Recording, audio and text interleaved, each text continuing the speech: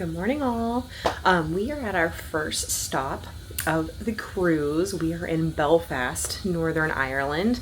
Very excited. This is actually the second time we've been here on a cruise. The first was on the Disney Magic, our British Isles sailing back in like 2019, so it's been a little while.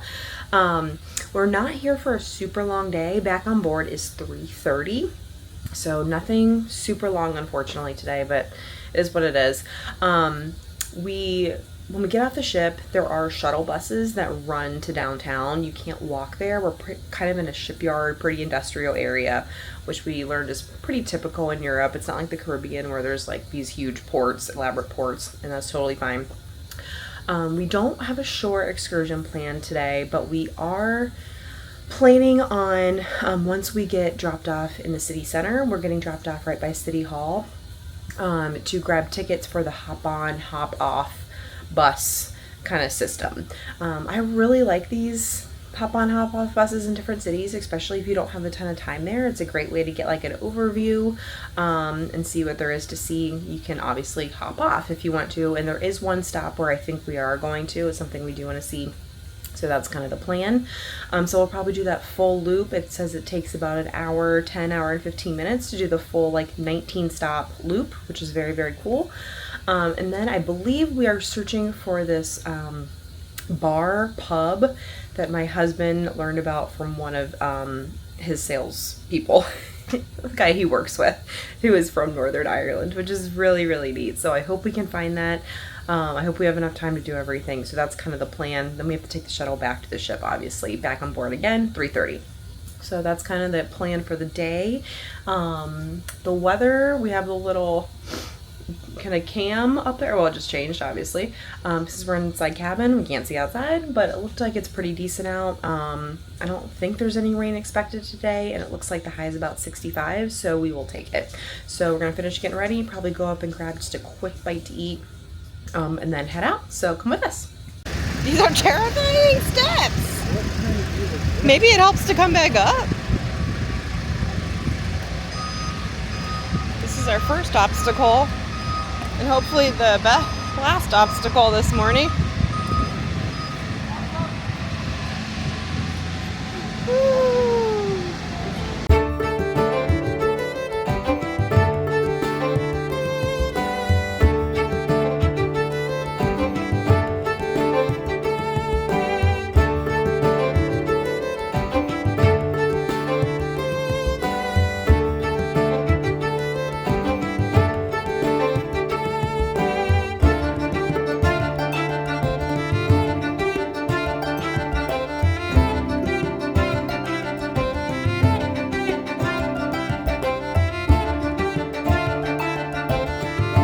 Just got on the hop on, hop off bus, and we did appreciate that we were charged the student / senior rate, so we are either old or very young, but we appreciated it. During the Victorian era, Belfast became a very prosperous and wealthy city, expanding its population rapidly due to the huge growth in the linen industry, which was thanks to the shortage of cotton across Europe caused by the American Civil War. At the end of the bridge on the left is a sculpture, the Beacon of Hope, which was erected to symbolise peace, but it has gained a couple of nicknames, one being Nula with the hula, and the other one being the thing with the ring.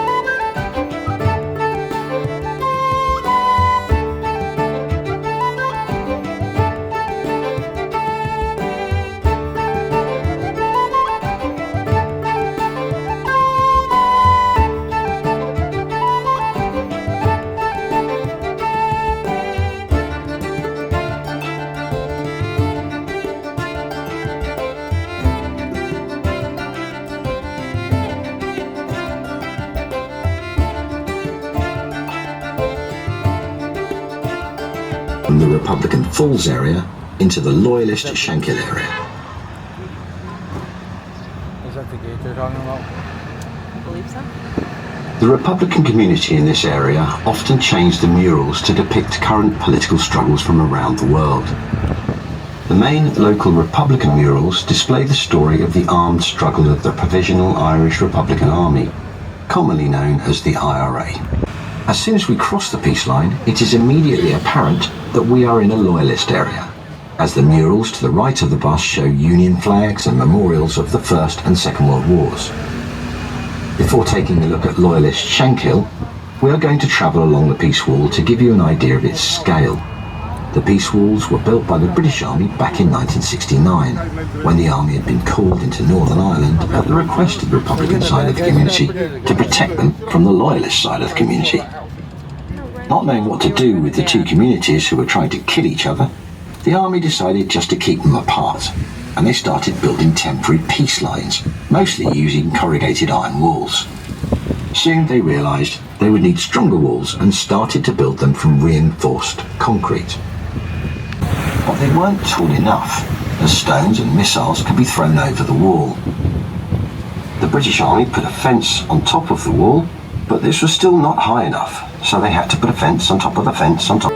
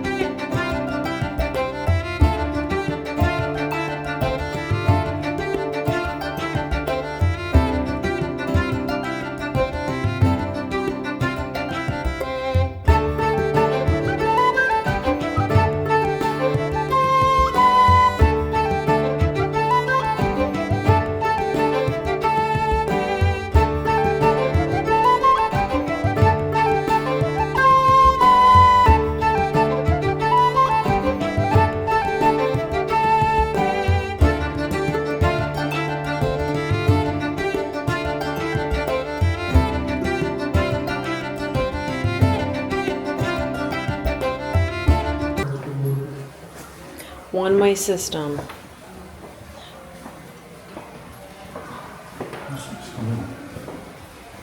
There's one step up and 14 steps down. Where are you going? Oh God. Oh, come here. I said come here. Closer. Let me tell you a little about the tunnel on my left.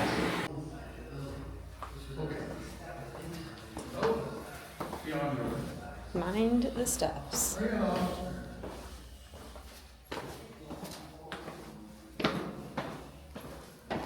Definitely an old tunnel. Oh, okay. Let me tell you a little more about the tunnel. Oh my God. Itself was built in 18... That almost just gave me a slight heart attack. Is directly under the... Did you get any pictures? You don't want one of the creepy mannequin? Yeah, I think it was kind of tricky. No creepy mannequin photo? No creepy mannequin photo. Okay. Next time.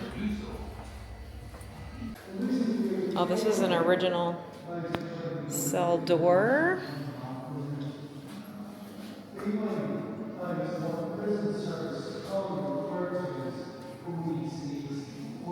Oh, a flogging rack. Excellent.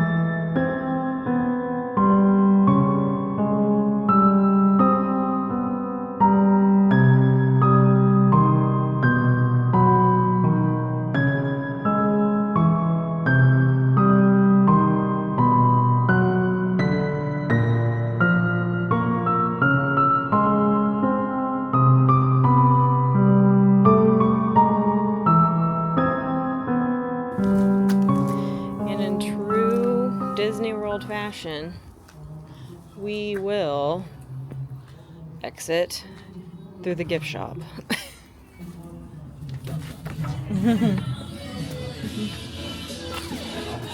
Coffee does.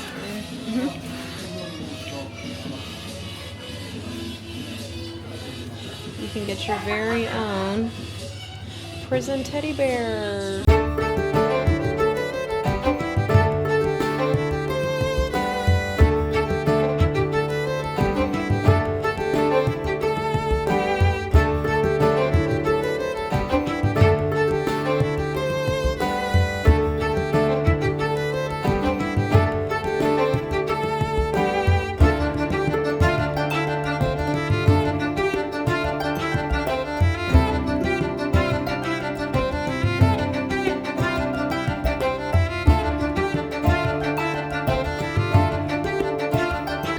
Had some quick lunch. I just had a salad in the buffet. I'm standing right under a really bright light. We are now pretty much doing our tradition of my husband taking a nap and I am gonna go grab some coffee and do a little bit of reading. It's about 3 o'clock now. Back on board's 3:30, and then we're gonna kind of take off and start sailing for the rest of the night. We have a day at sea tomorrow, and then we have our 5 stops in Iceland. I'm feeling tonight will be an early night. We'll probably try to catch up on a little bit of sleep. We're still a little tired. And then, like I said, we have 5 days. So, gonna go chill a little bit. Gonna go get some coffee that is needed. Gonna read my book. Husband's gonna nap.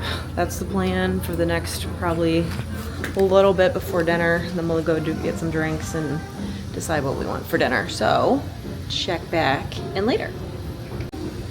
Y'all, I have not found a duck yet, and I really want to find a duck. If you don't know, especially on Carnival, a lot of people hide little rubber ducks all over the ship, and it's always really fun when I find one. So that's like the goal. I'm in the elevator and I don't see any ducks. A lot of times they're in the elevator. Lido duck. Found a nice little nook here to read. This is honestly kind of one of my favorite parts of a day or sea day. Got some coffee, my water, my book, and then that way through there is the alchemy bar on the right hand side. This is my favorite bar on the ship. This is where we normally do pre-dinner drinks. And then behind us is the atrium out towards there, and then people are coming up on the gangway right here, so it was really easy.